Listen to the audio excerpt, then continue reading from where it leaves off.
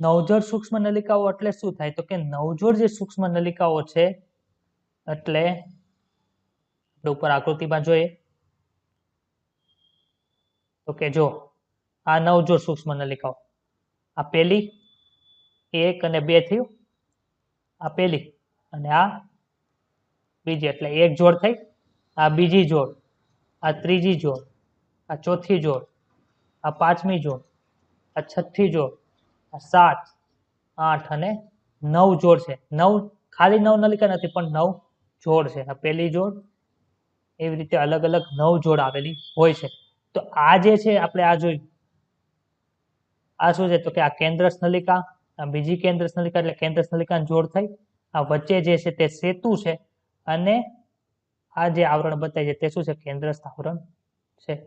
હવે આ પહેલી જોડ નલિકા છે તે બીજી નલિકા સાથે શેના દ્વારા જોડાયેલી હોય છે? તો કે આંતરદ્વિકીય સેતુ દ્વારા જોડાયેલી હોય છે. અહીં અને આ જે નલિકાની જોડ છે તે કેન્દ્રસ્થ આવરણ દ્વારા શેના દ્વારા જોડાયેલી છે? તો કે ત્રિજ્યાવર્તી તંતુક દ્વારા જોડાયેલી હોય છે. તમને એમ પૂછે કે એક જોડ નલિકા છે એ બીજી જોડ નલિકા સાથે શેની દ્વારા જોડાયેલી? તો કે આંતરદ્વિકીય સેતુ દ્વારા. જ્યારે એક જોડ નળી છે તે કેન્દ્રસ્થ આવરણ દ્વારા શેના દ્વારા જોડાયેલી હોય છે? તો કે ત્રિજ્યાવર્તી તંતુ દ્વારા જોડાયેલી હોય છે. જે આ ઘાટું કર્યું છે ને ત્રિજ્યાવર્તી તંતુ છે. તો આપણે પાછા નોટ સેક્શનમાં વયા જાય. એમાં શું લખ્યું છે? તો કે પરિઘ તરફ નવજોડ સૂક્ષ્મ નલિકાઓ આવેલી હોય છે. તો કે સૂક્ષ્મ નલિકાઓની આવી ગોઠવણી ને શું કહેવાય છે? કે 9+2. 9 કેન્દ્ર તરફ જે આવી રીતે ગોઠવાયેલી હતી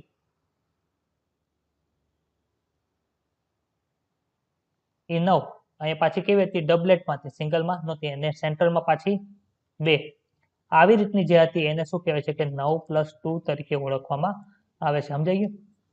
અને આપણે ભૂસી નાખીએ કે ઉપર આકૃતિ તો આપેલી જ છે. આ રચના હતી એને શું કહેવાય છે? તો કે 9+2 તરીકે ઓળખવામાં આવે છે. પરિઘીય નલિકાઓની જોડ કેન્દ્રસ્થ આવરણ સાથે શેના દ્વારા જોડાયેલી હોય છે? તો કે ત્રિજ્યાવર્તી તંતુક દ્વારા જોડાયેલી હોય છે. હવે એક નલિકાની જોડ છે એમાંથી એક જ ત્રિજ્યાવર્તી તંતુક બને તો આવી 9 જોડ છે એટલે કેટલા તંતુક હશે? તો કે 9 ત્રિજ્યાવર્તી તંતુક હશે. હવે જે પરિઘીય જોડ છે તે એકબીજા સાથે એક રચનાથી જોડાયેલો હોય છે એને શું કહેવાય છે? તો કે આંતરદ્વિકીય સેતુ તરીકે ઓળખવામાં આવે છે. આપણે હમણાં જોયું હતું તો કે આ એક જોડ અને એની બાજુમાં જે બીજી જોડ આવેલી હતી તે કોના દ્વારા જોડાયેલી હતી? આવી એક રચના દ્વારા જોડાયેલી હતી. તેને શું કહેવાય છે? તો કે આંતરદ્વિકીય સેતુ તરીકે ઓળખવામાં આવે છે. હવે તો કે આ રચના જે છે કસા અને પક્ષમાં છે તે ક્યાંથી ઉત્પન્ન થાય છે? તો કે કસા અને પક્ષમાં છે તે તારા કેન્દ્રની એક રચનામાંથી ઉત્પન્ન થાય છે જેને તલકાય તરીકે ઓળખવામાં આવે છે. શું કહેવાય છે એને? તલકાય તરીકે ઓળખવામાં આવે છે. તો અહીંયા આપણું જે સેલિયા અને ફ્લેજર એટલે પક્ષમાં અને કસા છે તે ટોપિક પૂરો થાય છે. હવે એમાં જે એનસીઆરટીમાં જે લખ્યું છે તે રીડ કરીએ તો પક્ષમાં ને એક વચનમાં શું કહેવાય? પક્ષમાં કહેવાય. જો એક પક્ષમાં તો એક લાડ બધા આવેલા હોય તો એને શું કહેવાય? પક્ષમાં કહેવાય. તથા કસા તે કોષક પટલના શું છે? રોમમય બહિરુત્પેદ છે. પક્ષમાં એ કેવી રચના છે? તો કે પક્ષમાં એ તે સૂક્ષ્મ નાની રચના છે જે હલેસા જેવું કાર્ય કરે છે, જે કોષને તેની આજુબાજુમાં જોવા મળતા પ્રવાહીની ગતિમાં સહાય કરે છે. કસા છે તે શું કરે છે? તો કે કસા એ તુલનાત્મક રીતે લાંબી હોય છે અને કોષીય ગતિ માટે કેવી હોય છે? જવાબદાર હોય છે. આદિકોષ કેન્દ્રીય બેક્ટેરિયામાં જોવા મળતી કસા રચનાત્મક તરીકે સુકોષ કેન્દ્રીય કોષ કરતા કેવી હોય છે? અલગ હોય છે. ઇલેક્ટ્રોન માઇક્રોસ્કોપિક અભ્યાસ પરથી ખ્યાલ આવ્યો કે પક્ષમાં અને કસા છે જે જીવરસ પટલ એટલે કે કોષરસ પટલથી આવૃત હોય છે એની અંદર જે આખો અક્ષ હોય તેને અક્ષસૂત્ર કહેવાય છે, જે ઘણી બધી સૂક્ષ્મ નલિકાઓ ધરાવે છે. ને જે સૂક્ષ્મ નલિકા છે તે લાંબા અક્ષને કેવી હોય છે? સમાંતર હોય છે. અક્ષસૂત્રના કેન્દ્રમાં 2 કેન્દ્ર સૂક્ષ્મ નલિકા આવેલી હોય છે જેને કેન્દ્રસ નલિકા કહેવાય, જ્યારે પરિઘ તરફ 9 જોડ સૂક્ષ્મ નલિકાઓ આવેલી હોય છે. અક્ષસૂત્રની સૂક્ષ્મ નલિકાઓ આવી ગોઠવણી જે છે ને 9+2 તરીકે ઓળખવામાં આવે છે. કેન્દ્રસ નલિકા સેતુ દ્વારા એકબીજા સાથે જોડાયેલ હોય છે અને કેન્દ્રસ આવરણ દ્વારા આવૃત હોય છે. જે પરિઘીય નલિકાઓની પ્રત્યેક જોડ સાથે ત્રિજ્યાવર્તી તંતુક દ્વારા જોડાયેલ હોય છે. હવે આપણે જોયું આપણે કે આ શું છે? ત્રિજ્યાવર્તી તંતુક છે. હવે આ ત્રિજ્યાવર્તી તંતુક કેટલા છે એ ગણો તો 1, 2, 3, 4, 5, 6, 7, 8 અને 9 થઈ ગયા. આપણે હમણાં જોઈતું ને કે ત્રિજ્યાવર્તી તંતુ કેટલા હશે? તો કે ત્રિજ્યાવર્તી તંતુ 9 છે. જો અહીંયા લખ્યું આ રીતે 9 ત્રિજ્યાવર્તી તંતુ બને છે. પરિઘીય જોડ એટલે કે આ જે પરિઘીય જોડ છે તે એકબીજા સાથે આંતરદ્વિકીય સેતુ તંતુકો, આ જો અહીંયા લખ્યું આંતરદ્વિકીય સેતુ તંતુકો દ્વારા જોડેલી હોય છે અને બંને છે તે પક્ષમાં અને કસા તે ક્યાંથી ઉત્પન્ન થાય? તારા કેન્દ્રના તલકાઈ જેવી રચનામાંથી ઉત્પન્ન થાય છે. અહીંયા એવું લખ્યું છે તારા કેન્દ્રની તલકાઈ જેવી રચના. આગળ આપણે તારાકાઈ જોશું તેમાં એવું લખ્યું છે તારાકાઈ છે તે તલકાઈની રચના કરે છે જેમાંથી પક્ષમાં અને કસા ઉત્પન્ન થાય, એવું લખ્યું. તો આપણે શું કરવાનું? તો તારા કેન્દ્ર છે તે તલકાઈની રચના કરે છે જેમાંથી શું ઉત્પન્ન થાય? તો કે પક્ષમાં અને કસા ઉત્પન્ન થાય છે. ચલો આ ટોપિકમાં કોઈને પ્રશ્ન છે?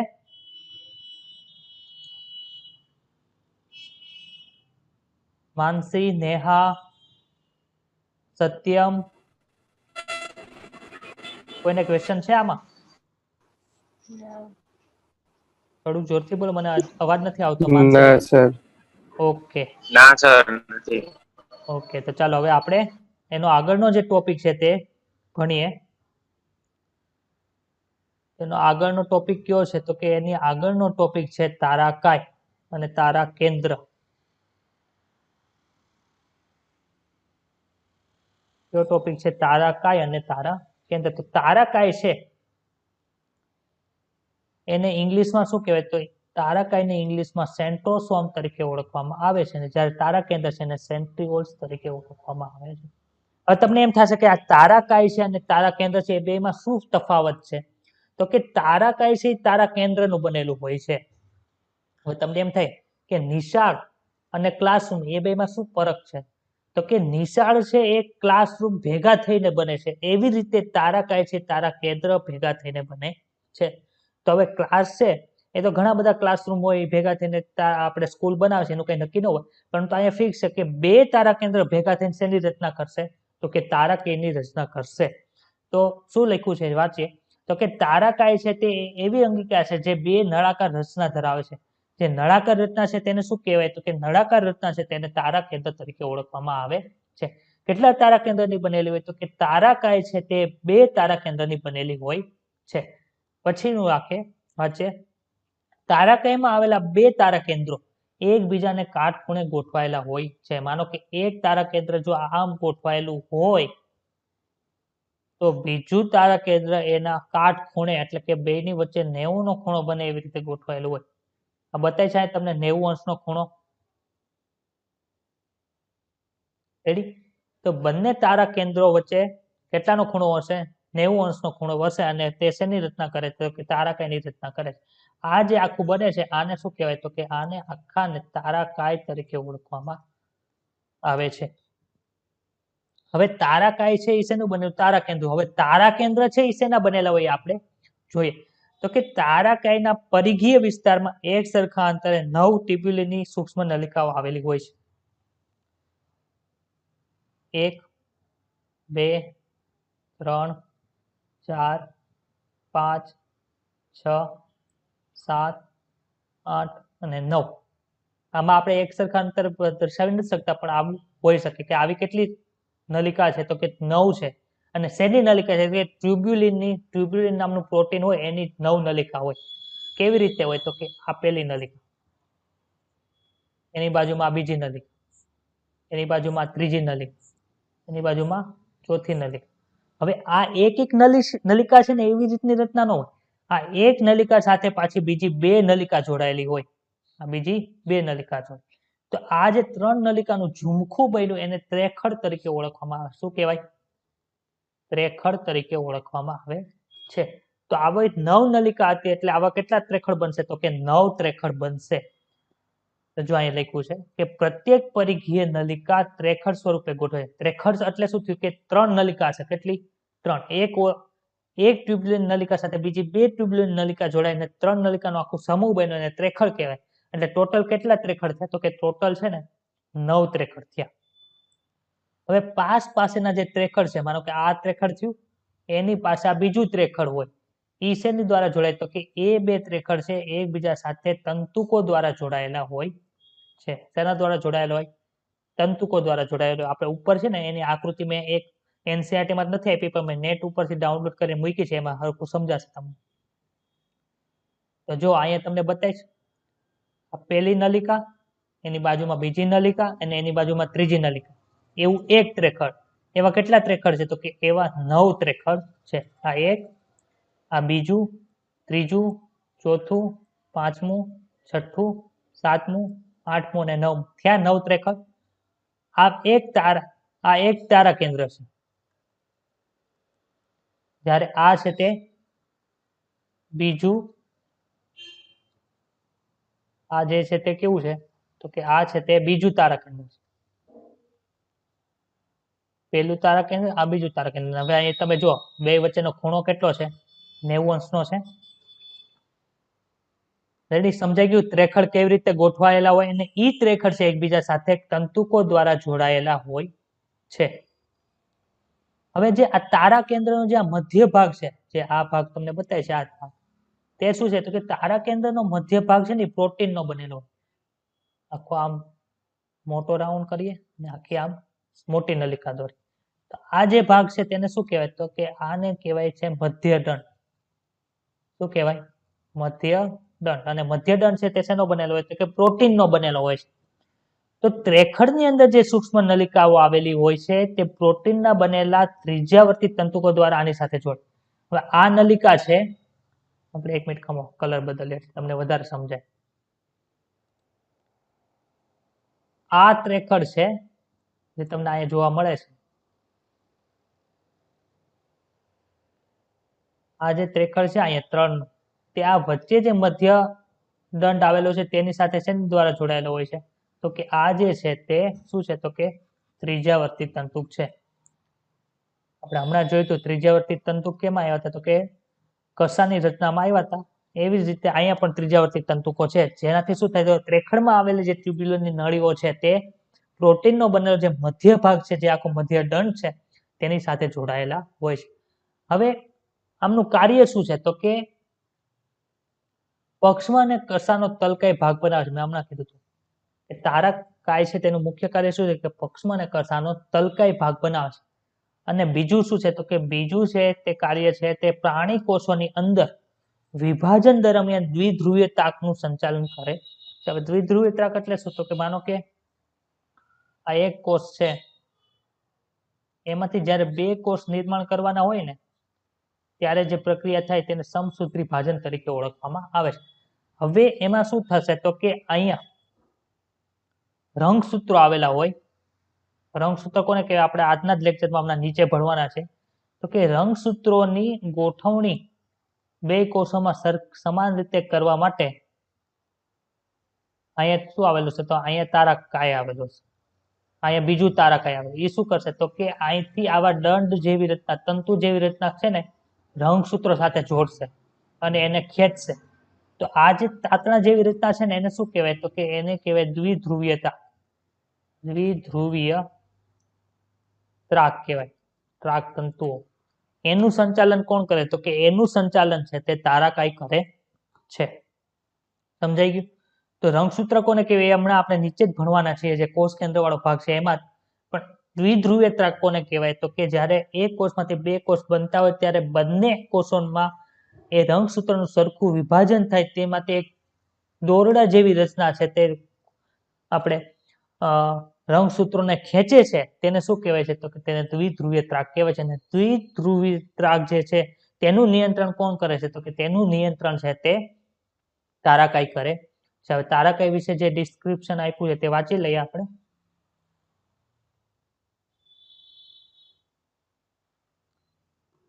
ચાલો, શું છે? તો કે તારકાય છે એક એવી અંગિકા છે જે 2 નળાકાર રચનાઓની બનેલી હોય છે, જેને તારા કેન્દ્ર કહેવાય. જે સિંગલ છે તેને તારા કેન્દ્ર કહેવાય. 2 તારા કેન્દ્ર જોડાઈને જે બનાવે તેને તારકાય કહેવાય છે.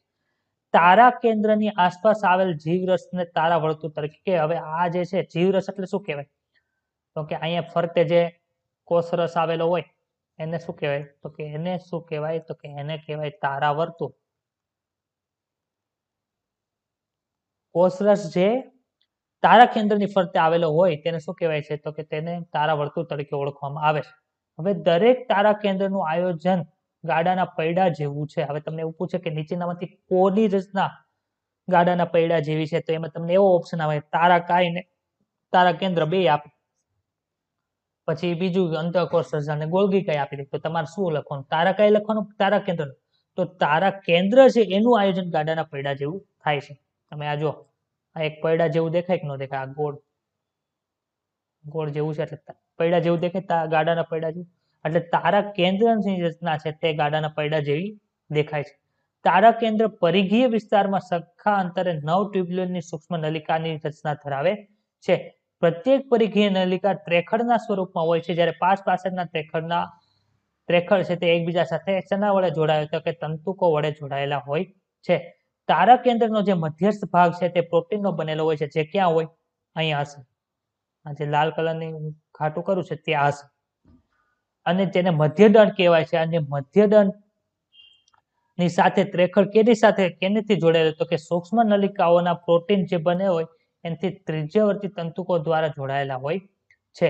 તારા કેન્દ્ર પક્ષમાં અને કશાનો તલકાઈ ભાગ નિર્માણ કરે છે, જ્યારે પાણી કોષોના વિભાજન દરમિયાન દ્વિધ્રુવીય ત્રાકનું નિર્માણ પણ કોણ કરે છે? તો કે તારાકાઈ કરે છે. હવે તારાકાઈમાં કોઈને પ્રશ્ન છે? આન્સર આપો ચાલો. તારાકાઈની અંદર કોઈને પ્રશ્ન છે કઈ?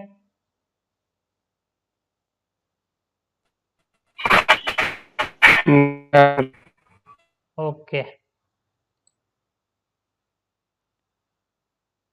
પછીનું જે હવે મેઇન જે વસ્તુ છે ને એ તો હવે ભણવાની છે. મેઇન વસ્તુ કોઈ છે? કોષ કેન્દ્ર. કોષ કેન્દ્ર જો તમને ખબર પડશે, કોષ કેન્દ્રની અંદર જે વસ્તુ આવેલ છે એ જો તમને ખબર પડશે તો તમને 12મા ધોરણની અંદર આખું જે જેનેટિક્સ છે, જનીન વિદ્યા, એ સમજવામાં કોઈ પણ વાંધો આવશે નહીં. પણ આજે જે છે એ ખાસ સમજવું પડશે. પહેલા જે બેઝિક માહિતી સમજી લે, પછી જે વસ્તુ છે તે ડીપમાં સમજશું. તો કે કોષ કેન્દ્રની શોધ કોઈ કરી? તો કે આપણે પહેલા દિવસે જોયું હતું કે 1831 ની અંદર રોબર્ટ બ્રાઉન નામના વૈજ્ઞાનિકે કોષ કેન્દ્રની શોધ કરી હતી. પછી એક વૈજ્ઞાનિક આવ્યા, એનું નામ હતું ફ્લેમિંગ. એ જ્યારે કોષને અભિરચિત કરીને જોતા હતા તો ત્યારે એને કોષ કેન્દ્રની અંદર અલ્કલી એટલે કે બેઝિક, આપણે કેમ આવે એસિડિક ને બેઝિક, એમાં જે બેઝ હોય એને કહેવાય બેઝિક અભિરંજક થી એક અભિરંજિત થતું એક દ્રવ્ય એને મળ્યું. એને શું નામ આપ્યું? તો કે ક્રોમેટિન નામ આપ્યું. હવે ક્રોમેટિન નું બીજું નામ શું છે? તો કે રંગસૂત્ર દ્રવ્ય.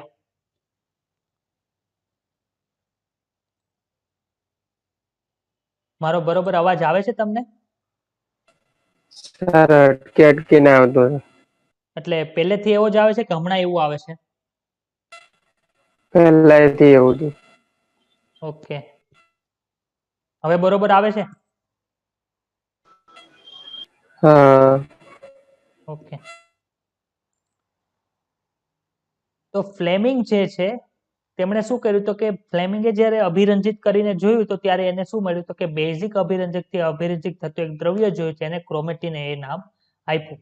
હવે ક્રોમેટિન નામ આપ્યું એ ક્યાં હોય? તો આપણે જો હવે આપણે સમજીએ તો કે પહેલા આપણે જોઈએ કોષ કેન્દ્ર. આ જે છે ગ્રીન કલરનું બતાય છે ને એ કોષ કેન્દ્ર પટલ છે.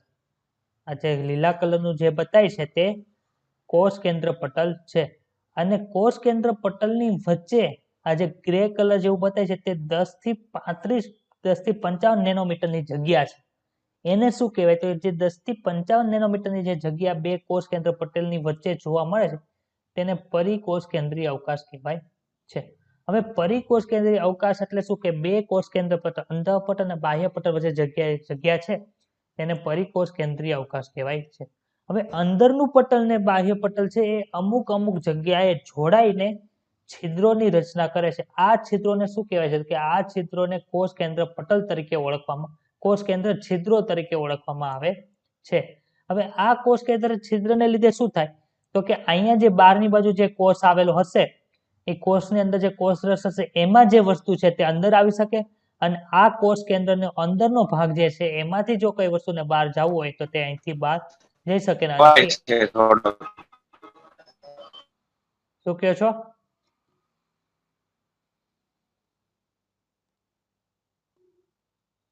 કોઈ પ્રશ્ન છે? ના, તમારો અવાજ ચોંટે છે થોડો. હલો હલો, આવે જ બરોબર? હવે હલો, બધાને પ્રશ્ન થાય છે આવો? હા sir. Okay, 1 minute, internet issue હોય તો હું ચેક કરી લઉં, 1 જ મિનિટ.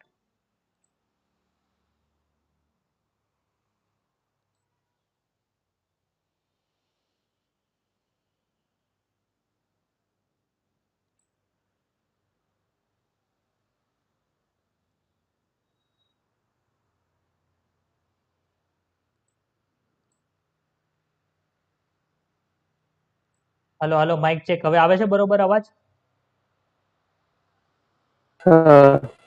ઓકે, ચાલો.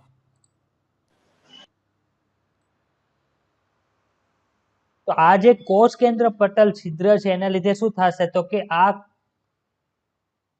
અંદરનો જે ભાગ છે એમાંથી કોઈ પણ વસ્તુને બહાર જવું હોય તો બહાર અંદરથી બહાર જઈ શકશે અને બહારથી અંદર જઈ શકે છે.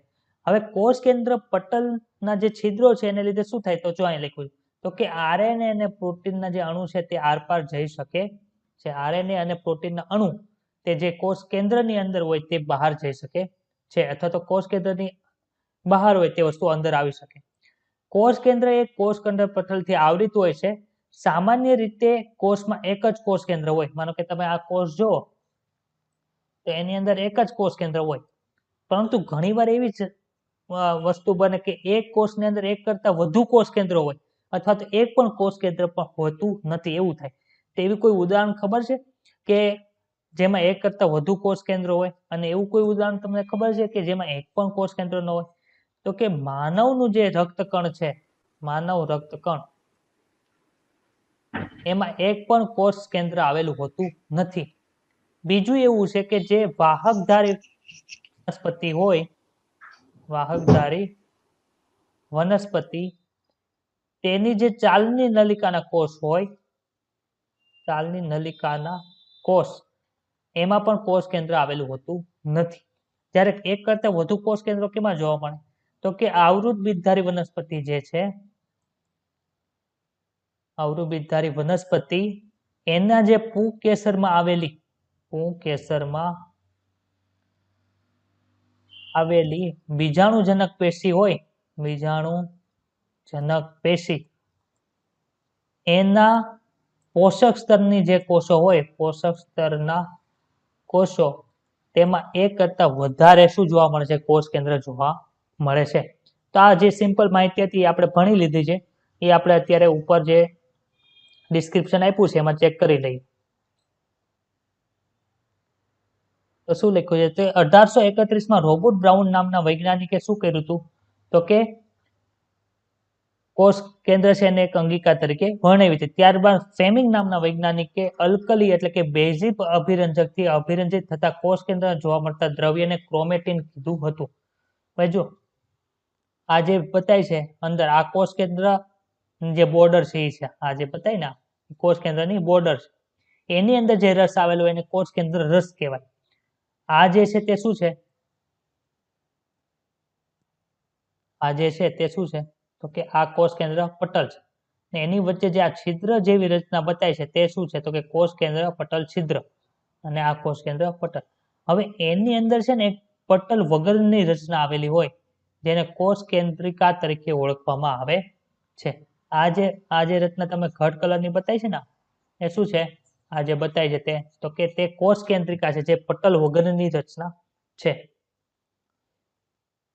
આટલી વસ્તુ છે ને એ આપણે હમણાં ભણીએ છીએ, પણ અત્યારે એનું રીડ કરતા કેમ કે ભણવાની બાકી છે. એની પછીનું જો, તો કે ઇલેક્ટ્રોન માઇક્રોસ્કોપના અભ્યાસ પછી સ્પષ્ટ થાય છે કે કોષ કેન્દ્ર પટલ બે સમાંતર પટલોનો બનેલો છે, જેમની વચ્ચે 10 થી 55 નેનોમીટરનો અવકાશ આવેલો હોય, તેને પરિકોષ કેન્દ્રીય અવકાશ કહે છે.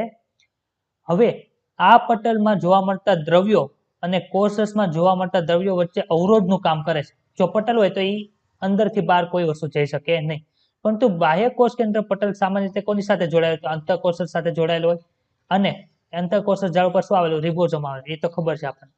હવે નિશ્ચિત સ્થાન પર ઘણા બધા સ્થાને છિદ્રો બનવાના કારણે કોષ કેન્દ્ર પટલની સળંગ રચના છે જે અવરોધરૂપ બનતી હતી, એને લીધે એના કારણથી શું થતું કે અંદરથી બહાર કઈ જતું નતું. પરંતુ શું થાય, તો કે બે પટલના જે જોડાણથી છે ને ત્યાં શું ઉત્પન્ન થાય છે, કે છિદ્ર ઉત્પન્ન થાય છે. એને લીધે શું થાય, આરએનએ અને પ્રોટીનના અણુ કોષ કેન્દ્રમાંથી કોષરસમાં અને કોષરસમાંથી કોષ કેન્દ્રમાં અવર જવર પામી શકે છે. સામાન્ય રીતે એક કોષમાં એક જ કોષ કેન્દ્ર આવેલું હોય છે, પરંતુ એવા પણ જોવા મળે છે કે ત્યારે તેની સંખ્યા કેટલીક વાર બદલાયેલી હોય. એવા સજીવોના નામ જણાવી શકો કે જેમાં કોષ કેન્દ્રની સંખ્યા એક કરતા વધુ હોય છે? આપણે જોયું હમણાં કેટલાક પરિપક્વ કોષમાં કોષ કેન્દ્રનો અભાવ હોય છે. કોના કોનામાં? તો કે સસ્તનના રથકણ અને વાહક પેશીધારી વનસ્પતિ જે ચાલની નલિકા હોય છે તેમાં. હવે અહીં એવું પૂછ્યું કે આ કોષો કે જેની અંદર કોષ કેન્દ્ર આવેલું છે તે જીવન છે કે નિર્જીવ? તો કે એમાં કોઈ પણ પ્રકારની જે છે એને ફરીથી બનવાની જરૂરિયાત રહેતી નથી. માનો કે રક્તકણ છે તો રક્તકણ છે એ એકમાંથી બે નથી બનતા, પરંતુ રક્તકણ છે જે આપણા હાડકાની અંદર બોન મેરો આવેલો હોય એમાંથી નિર્માણ પામે છે. એટલે આને તમે કેવા કહી શકો? મૃત કોષો તરીકે પણ ઓળખી શકાય. પછી જો કોષ કેન્દ્રીય આધારક, એ આપણે તે ભણવાનું છે જે આપણે નીચે આપ્યું છે.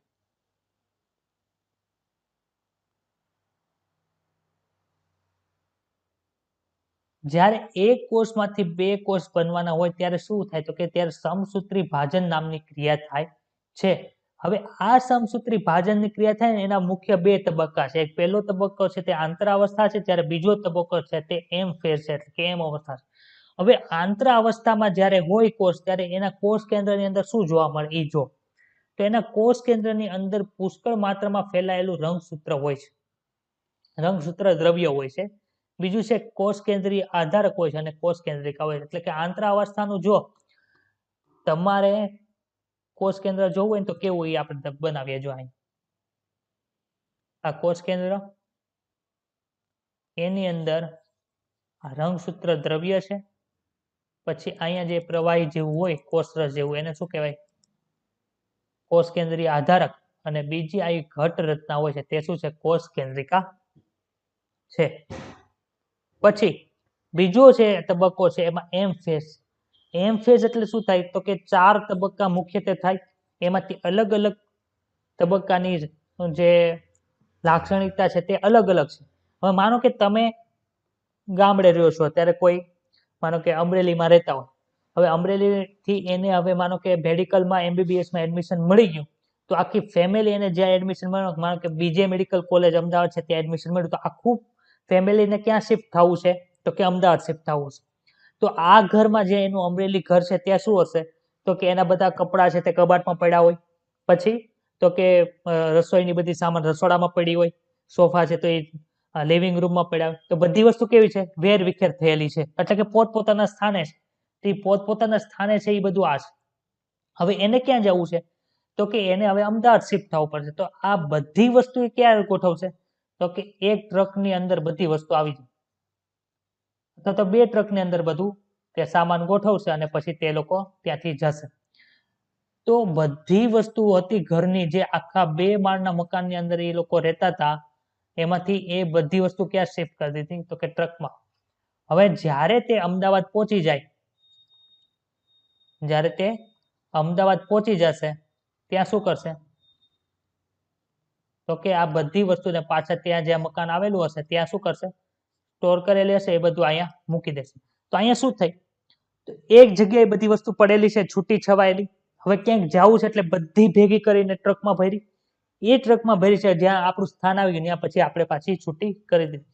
એવી જ રીતે જ્યારે એક કોષ છે એમાંથી જ્યારે 2 કોષ બને ત્યારે આની અંદર જે બધી વસ્તુ હશે તેને અહીંયા આપવી પડશે, અહીંયા આપવી પડશે. જો આમ માનો કે તમારે આખો કબાટ છે એક કપડાનો ભરેલો છે, આખો કબાટ, એ આખો કબાટ મુકાય? કે બહાર જવું હોય તો એ કપડાને તમે સુટકેસમાં ભરશો, એને પછી તમે ત્યાં બીજે લઈ જશો. તો એવી રીતે જે આ રંગસૂત્ર દ્રવ્ય છે એને એક કોષમાંથી બીજા કોષમાં જવું હોય તો આપણે જેમ સુટકેસની અંદર કપડાં ભરીએ છીએ તેમ આમાં શું કરશે? તો કે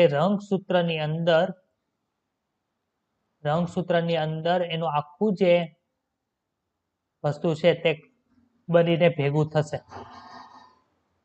અહીંયા જે વસ્તુ હતી એ જ વસ્તુ ક્યાં હશે? તો કે અહીંયા હશે. સમજાઈ ગયું? તો આ રચના જે બની એને શું કહેવાય? રંગસૂત્ર તરીકે ઓળખવામાં આવે છે. આપણી રંગસૂત્ર શું છે? તો કે એક કોષમાં જે જનીન દ્રવ્ય છે જેને બીજા 2 કોષ બનવાના છે એમાં લઈ જવાનું છે, એટલા માટે જે પેકિંગ સિસ્ટમ છે તેને શું કહેવાય? રંગસૂત્ર તરીકે ઓળખવામાં આવે છે. હવે રંગસૂત્ર છે એ સામાન્ય રીતે ક્યારે દેખાય? તો કે જ્યારે ભાજના અવસ્થા આવતી હોય ત્યારે રંગસૂત્ર આપણને સામાન્ય રીતે બતાય છે. હવે રંગસૂત્રની અંદર થોડીક રચનાઓ આવેલી છે તે જોઈએ. તો કે આ જે એક ભાગ બતાણો, બીજો ભાગ બતાણો, ત્રીજો ભાગ બતાણો, ચોથો ભાગ બતાણો, એને શું કહેવાય? તો આને ભુજા તરીકે ઓળખવામાં આવે છે. વચ્ચે જે આ ભાગ છે જે બંને ભુજાઓને જોડી રાખે છે તેને શું કહેવાય? એને સેન્ટ્રોમિયર તરીકે ઓળખવામાં આવે છે. હવે આ સેન્ટ્રોમિયર ઉપર બીજી બે રકાબી જેવી રચના આવેલી હોય તેને શું કહેવાય? તો કે એને કાઇનેટોકોર તરીકે ઓળખવામાં આવે છે. આપણે હમણાં જોયું હતું ને કે જ્યારે કોષ વિભાજન થતું હોય ત્યારે દ્વિધ્રુવીય ત્રાક છે તે કોષોના જે રંગસૂત્ર છે એને અલગ અલગ જગ્યાએ લઈ જાય. તો જે દ્વિધ્રુવીય ત્રાક છે તે ક્યાં જોડાય? તો કે તે કાઇનેટોકોર સાથે જોડાય છે. સમજાણું? તો હવે જે ઉપર ડિસ્ક્રિપ્શન આપ્યું છે તે જોઈએ.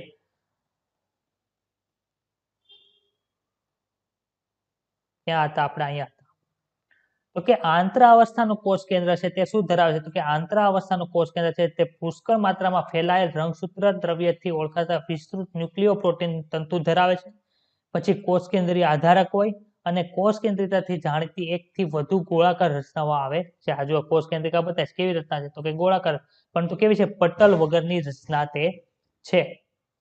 પછી અહીંયા કોષ કેન્દ્રીય આધારક અથવા તો કોષ કેન્દ્ર રસ શું ધરાવે છે? તો કોષ કેન્દ્રિકા ધરાવે છે અને રંગસૂત્ર દ્રવ્ય ધરાવે છે. કોષ કેન્દ્રિકા કોષ કેન્દ્ર રસમાં આવેલ કેવી રચના છે? તો કે ગોળાકાર રચના છે અને કોષ કેન્દ્રિકા પટલ રહિત રચના છે. તેનું શું હોય છે? તો કે તેનું દ્રવ્ય બાકીના કોષ કેન્દ્ર રસમાં સતત સંપર્કમાં, એટલે કે પટલ નો, એટલે એનું જે દ્રવ્ય છે કોષ કેન્દ્ર રસ છે એમાં કેવું હોય? રખડતું હોય ટૂંકમાં. અને શું કાર્ય છે? તો કે એ આરએનએ રિબોઝોમલ આરએનએ ના સંશ્લેષણમાં ભાગ ભજવે છે. આ આર છે એનો અર્થ શું થાય? તો કે રિબોઝોમલ આરએનએ ના સંશ્લેષણમાં ભાગ ભજવે. તે કોષો વધુ માત્રામાં સક્રિય રૂપે પ્રોટીન સંશ્લેષણ કરે છે તેમાં મોટી અને અનેક કોષ કેન્દ્રિકા જોડાય. તો કે આ રિબોઝોમલ આરએનએ છે તે કોના સંશ્લેષણમાં વપરાય છે? તો રિબોઝોમ. અને રિબોઝોમ છે એ શેમાં વપરાય? તો કે પ્રોટીન સંશ્લેષણમાં વપરાય છે. હવે જે અહીંયા આપ્યું છે એ જોઈએ કે આંતરા અવસ્થામાં કોષ કેન્દ્રમાં શિથિલ અસ્પષ્ટ ન્યુક્લિયોપ્રોટીન તંતુઓ જાળી સ્વરૂપે જોવા મળે છે. આપણે હમણાં જોયું હતું કે આવી રીતનું આખું જે હોય એને શું કહેવાય? કોષ કેન્દ્ર, એને શું કહેવાય? ક્રોમેટિન કહેવાય છે, રંગસૂત્ર દ્રવ્ય કહેવાય છે. પરંતુ કોષ વિભાજનના વિવિધ તબક્કાઓમાં કોષ કેન્દ્રના સ્થાને રંગસૂત્રીય દ્રવ્ય રંગસૂત્ર સ્વરૂપે જોવા મળે છે. રંગસૂત્ર દ્રવ્ય ડીએનએ અને કેટલાક અલ્કલી એટલે કે બેઝિક પ્રોટીન ધરાવે છે જેને હિસ્ટોન પ્રોટીન અને બિન હિસ્ટોન પ્રોટીન કહેવાય છે. અને થોડુંક આરએનએ પણ આવેલું હોય. મનુષ્યના એક કોષમાં લગભગ 2 મીટર લાંબો ડીએનએ નો તંતુ 46 રંગસૂત્રમાં વહેંચાયેલો હોય છે. જે તમે એનું જે રંગસૂત્રમાં ડીએનએ નું જે પેકેજિંગ છે ધોરણ 12 માં ભણવાના છે. એટલે આપણે હમણાં જોયું હતું કે આ રીતનું હોય એમાંથી આવું જે રંગસૂત્ર બને એને શું કહેવાય? તો કે રંગસૂત્ર. એ કેવી રીતે બને છે એ ક્યારે ભણવાનું છે? તો કે 12મા ધોરણમાં ભણવાનું છે. આપણે આ જોયું તો આ શું છે? આ બંને ભુજા છે, આ કાઇનેટોકોર છે અને વચ્ચે જે આવી રચના આવેલી છે તે શું છે? સેન્ટ્રોમિયર હશે. હવે આપણું જે મનુષ્યનું કોષ કેન્દ્ર છે ને એમાં આવા 46 ડીએનએ ના તાંતણા હોય, 46, અને એ બધા અસ્તવ્યસ્ત હોય એટલે એ આવું તમને બધું બતાવે. હવે એક તાંતણામાંથી એક રંગસૂત્ર બને એવા 46 તાંતણા હોય એટલે શું થશે? 46 રંગસૂત્ર બને. અને આ 46 તાંતણા તમે એક સાથે લાઈનમાં કરો તો એની લંબાઈ કેટલી થશે? તો કે 2 મીટર જેટલી લંબાઈ એની થાય. હવે રંગસૂત્રમાં એક પ્રાથમિક ખાંચ આવેલી હોય છે તેને શું કહેવાય? સેન્ટ્રોમિયર કહે છે. તેના ઉપર બિંબ આકારની સંરચના જોવા મળે છે જેને કાઇનેટોર કહેવાય છે. હવે સેન્ટ્રોમિયરના સ્થાનને આધારે રંગસૂત્રના 4 ભાગ પડે છે. તો હવે જો કઈ રીતે હોય? તો કે એક રંગસૂત્ર આવું છે. એક રંગસૂત્ર કેવું છે? આવું છે. એમાં બરોબર વચ્ચે સેન્ટ્રોમિયર છે. પછી એક રંગસૂત્ર આવું છે જેમાં થોડુંક ઉપર આવેલું છે. એક રંગસૂત્ર એવું છે જેમાં આ ઉપર આવેલું છે. એક રંગસૂત્ર એવું છે જ્યાં ટોચ ઉપર આવે. તો આવા 4 પ્રકારના રંગસૂત્ર હોય છે. આમાં જો બધી ભુજા કેવી હશે? બધી ભુજા સમાન, એક મોટી હશે આમાં ને એક નાની હશે. આમાં કેવું છે તો એક ખૂબ મોટી ને એક ખૂબ નાની, ને આમાં તો કેવું હશે તો કે બે જ ભુજા હશે, ઉપર નાની મોટી હશે નહીં. તેમાં જો 4 ભાગ આપ્યા છે તો કે મેટાસેન્ટ્રિક રંગસૂત્ર કોને કહે તો સેન્ટ્રોમિયર છે એ રંગસૂત્રની મધ્યમાં આવેલું હોય. જે આ 1 નંબરનું છે, 1 નંબરનું રંગસૂત્ર છે એને શું કહેવાય મેટાસેન્ટ્રિક કહેવાય છે, જેમાં સેન્ટ્રોમિયર છે કેમાં આવેલું છે બરોબર વચ્ચે આવેલું છે. પછી બીજું છે જેનાથી શું થાય રંગસૂત્રની બંને ભુજાની લંબાઈ એકસરખી હોય. બીજું જે છે તે સબ મેટાસેન્ટ્રિક છે, જેમાં શું થાય કે રંગસૂત્ર મધ્યમાંથી સહેજ દૂર આવેલું હોય છે, જેનાથી એક ભુજા ટૂંકી અને એક ભુજા કેવી હોય છે લાંબી હોય છે. ત્રીજા નંબરનું છે જોઈએ એને એક્રોસેન્ટ્રિક કહેવાય. એમાં શું હોય કે અંત ભાગ નજીક હોય એનાથી એક ભુજા અત્યંત ટૂંકી અને એક ભુજા અત્યંત લાંબી હોય છે. અને ટેલર સેન્ટ્રિકમાં સેન્ટ્રોમિયર ક્યાં હોય છે રંગસૂત્રના છેડે આવેલું હોય છે. અહીંયા જો બતાવીશ રેડી. અને જો આ પેલી જે પ્રાથમિક ખાંચ હતી એને શું કહેવાય તો કે સેન્ટ્રોમિયર કહેવાય. હવે જો બીજી ખાંચ એને આવે તો એને શું કહેવાય સેટેલાઇટ તરીકે ઓળખવામાં આવે છે. કેટલાક રંગસૂત્ર ચોક્કસ જગ્યાએ અભિરંજિત અરંજિત લખ્યું છે તો કે અભિરંજિત થયા વગર એવી રીતના આવતું હશે એને શું કહેવાય દ્વિતીય રચના કહેવાય છે, જેને સેટેલાઇટ તરીકે પણ ઓળખવામાં આવે છે. હવે જો આ ન્યુક્લિયસ નો આ ભાગ છે એમાં કોઈને નો સમજાણું હોય એવું હોય તો કયો છે એવું કઈ કે જે નથી સમજાણ? સત્યમભાઈ બોલો. નથી. ઓકે, ખાલી અવાજ થોડોક ચોંટે છે. એ નેટ ઇસ્યુ છે એટલે એવું રહેશે. મેં ચેક કર્યું પણ એમાં નેટ બરોબર આવે છે, ઝૂમ ને લીધે એવું. મારે પ્રોબ્લેમ હશે. હવે છેલ્લું છે સૂક્ષ્મ બોડી એટલે કે માઇક્રો બોડીઝ. ઓલામાં ઇન્ક્લુઝન બોડીઝ હતી, આમાં છે માઇક્રો બોડીઝ. તો કે પટલ ધરાવતી ઘણી સૂક્ષ્મ પુટિકાઓને સૂક્ષ્મકાય તરીકે ઓળખાય છે, જે વિવિધ પ્રકારના ઉત્સેચકો ધરાવે છે અને વનસ્પતિ અને પ્રાણી બંને કોષોમાં જોવા મળે છે. અલગ અલગ પ્રકારની પુટિકાઓ હોય છે. તો આપણને એક ભાઈ કદાચ કશ્યપે પૂછ્યું હતું એવું કે પેરોક્સિઝોમ કોને કહેવાય. આપણે જે હવે લેક્ચર 3 માં જે આકૃતિ હતી બધી આપણે ચેક કરી લે, ચેપ્ટર 2 માં હતી કદાચ.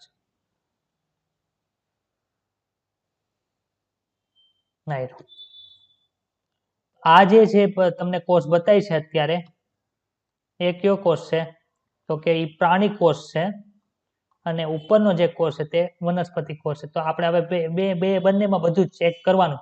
તો આપણે કણિકામય અંતઃકોષ સર્જાય કહીએ તો તમને મગજમાં લાઈટ થાય કે કણિકામય અંતઃકોષ કોને કહેવાય. એવી જ રીતે કણિકા વિહીન અંતઃકોષ સર્જાળ છે. કોષ રસ તંતુ કોને કહેવાય ભણી ગયા, સૂક્ષ્મ નલિકા ભણી ગયા, પેરોક્સિઝોમ બાકી છે. કોષ ભણી ગયા, હરિતકણ ભણી ગયા, રિબોઝોમ ભણી ગયા, કણાભસૂત્ર ભણી ગયા, કોષ દિવાલ ભણી ગયા, મધ્ય પટલ ભણી ગયા, રાજધાની ભણી ગયા, મધ્ય કોષ પટલ ભણી ગયા, કોષ કેન્દ્ર પટલ ભણી ગયા, કોલ્ગી ભણી ગયા, કોષ કેન્દ્ર ભણી ગયા, કોષ કેન્દ્ર ભણી ગયા, લાઇસોઝોમ ભણી ગયા, બધું ભણી ગયા.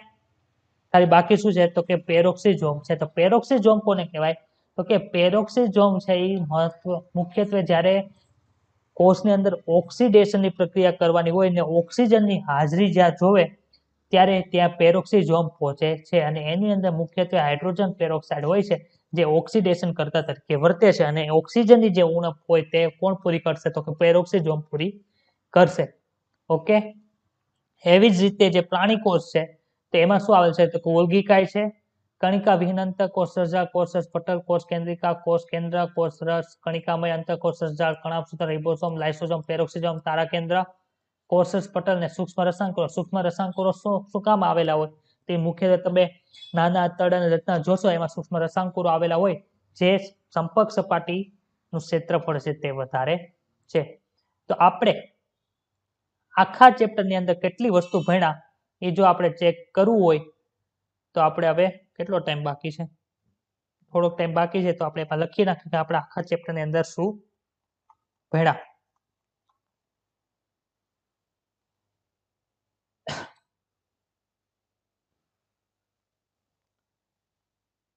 હવે કોઈને પ્રશ્ન હોય તો પૂછી શકે છે, હું આ લખું છું ત્યાં સુધીમાં. તો કે કોષ ચેપ્ટરની અંદર આપણે મુખ્યત્વે આદિકોષ કેન્દ્રી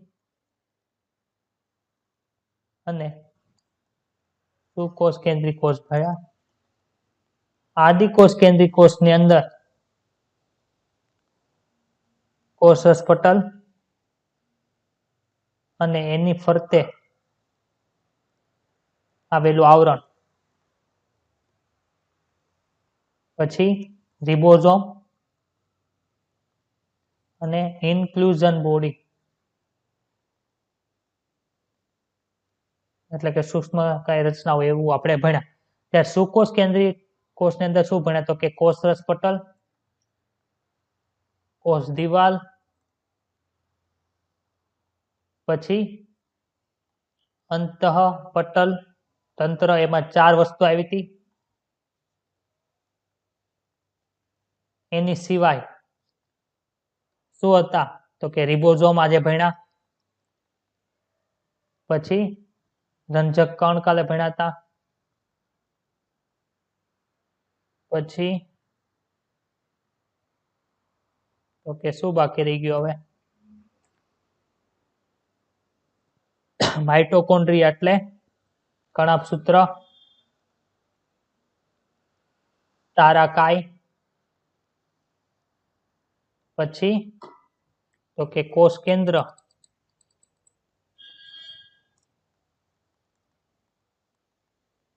અને કસા અને પક્ષમાં. આટલી વસ્તુ આપણે ભણ્યા છીએ.